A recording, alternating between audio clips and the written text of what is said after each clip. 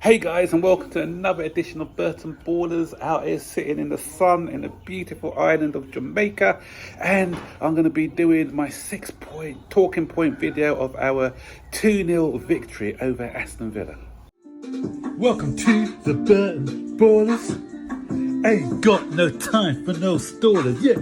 We are the risers, we're not the fallers. Our channel is growing wider and taller. Yeah, we're here to give you the news about your dear beloved Blues, yeah. So if you like this YouTube channel, like, subscribe and turn on that bell. Yeah.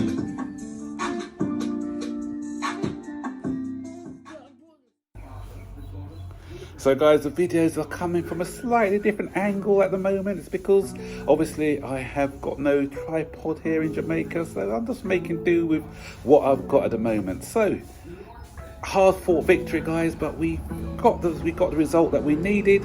A 2-0 victory over Aston Villa, and our winning run under Graham Potter continues. So let's get into the 6 talking points. The first one is about Kepa. He's proven his worth. So a lot of people are having doubts, me included. I'm going to put my hand up and say I had my doubts over Kepa over the past, but I've always said I've tried to be a bit respectful, but I've always said with Kepa, it's not so much his ability, it was his physique. He's not tall enough as a goalkeeper, but he's more than making up for that now in his agility. Is he the finished article? Probably not. There's a couple of incidences today from corners where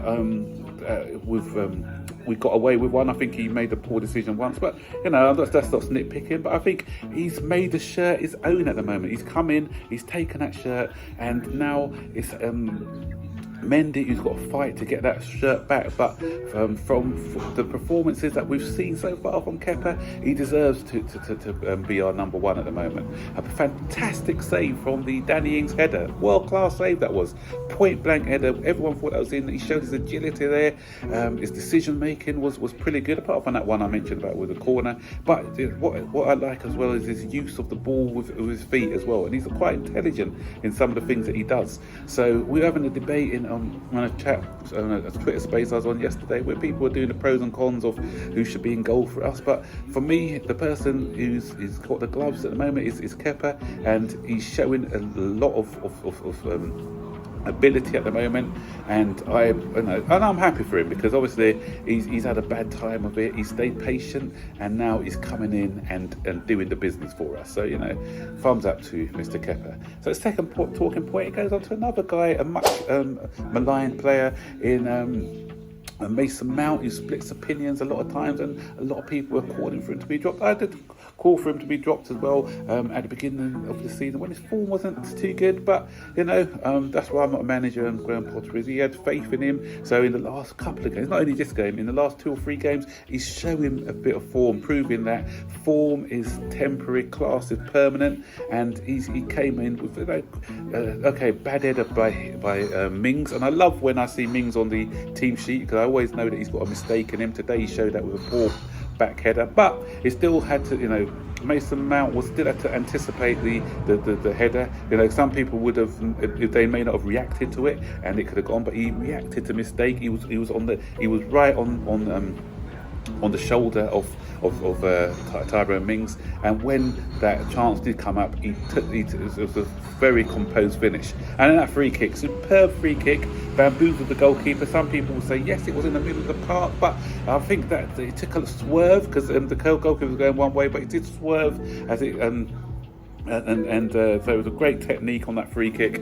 And not only that, not only the 2 goals, but I thought his overall performance was full of energy, full of invention, and so that's another thumbs up there to Mr. Mount. So third talking point, although we were 1-0 up in that first half, we were poor. This is the poorest half we've had under Graham Potter. I'm not sure what was happening. That left-hand side was a disaster. Cucurella, he was just jumping into tackles. I'm not sure what he was doing. And also Ben Chilwell as well wasn't playing to the best of his abilities. So and Aston Villa did have a lot of chances in that first half, and and the midfield as well. The midfield was terrible. They were cutting through us like bread, knife through butter. I should say that. Okay, but anyway. So the fourth talking point is a Potter tactical masterclass. So he saw what was happening and he saw where it was going wrong for us, and he made a couple of tweaks. He's not afraid to make these tweaks in the first half. Not having a dig at Thomas Tuchel, but one of the things that he didn't used to do was react quickly enough to things like that. So would he have made those changes or waited until Villa had equalised before the changes were made? So he's come in now. He's taken off Cucurella, who wasn't great. And he also took off Havertz. He wasn't great. I'm going to be talking about him in a minute.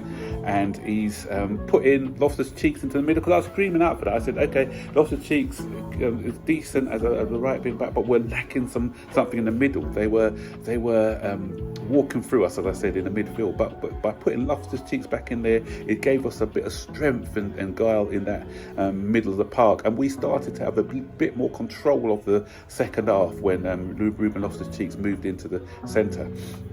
And obviously putting Kepa as the wing back and bringing on Koulibaly, we didn't give them a lot of chances. As they did have a few chances in that half, but we limited the amount of chances that they had in the second half. And I think that was down to the way that Potter had set the team up for that second half.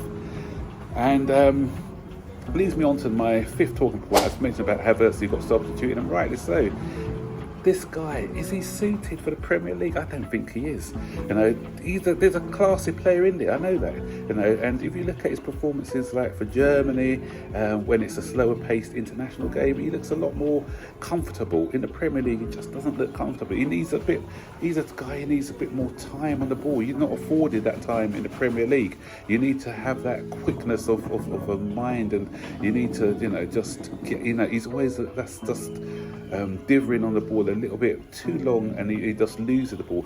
He's been here now, 2.5 seasons or 3 seasons, so you'd have thought he'd have got used to the tempo of the Premier League, but he still doesn't look like he's got into that tempo. And the thing is, I was having a debate on Twitter with someone the other day where they said Chelsea fans don't rate him. Of course we rate him, and I know I do rate him. I know a lot of our fan base rate him, but we're just frustrated because we just don't know that he's got all that talent, but he's not shining through yet. And I'm thinking maybe it's because it's just the Premier League.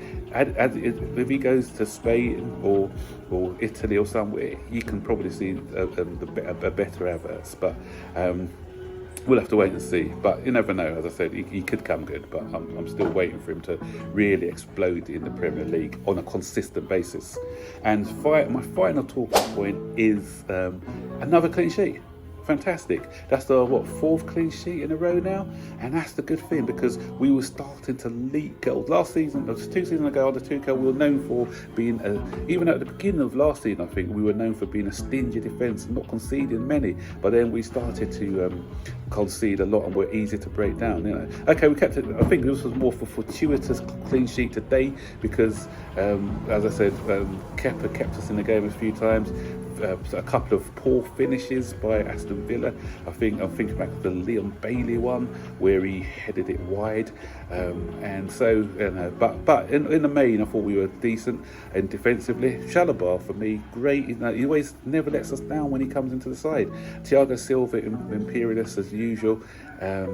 And I said Cucurella when Koulibaly came on, he gave us he gave us a bit of more calmness than when Cucurella, who I thought with Cucurella he was trying too much to follow the ball rather than stay in his position. But when Koulibaly came on, I thought we looked a lot more assured defensively. So that is it. That's my 6 talking points. Another victory, and it's good that we are winning games, because winning games breeds confidence, and it's great to see how we're performing at the moment. As I said, today wasn't the best, but second half we're a lot better. And the thing is, when you're not playing well, to get the 3 points, and that's what we did today. We got those 3 points, and as I said, a much improved second half.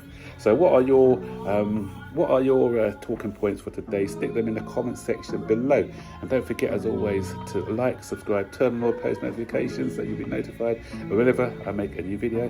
And stay tuned, I may do a Chelsea Aston Villa Jamaica 11 as I'm in the Caribbean. So stay tuned for that. I'll probably do that maybe tomorrow or something if I've got time. So take care, guys. Peace.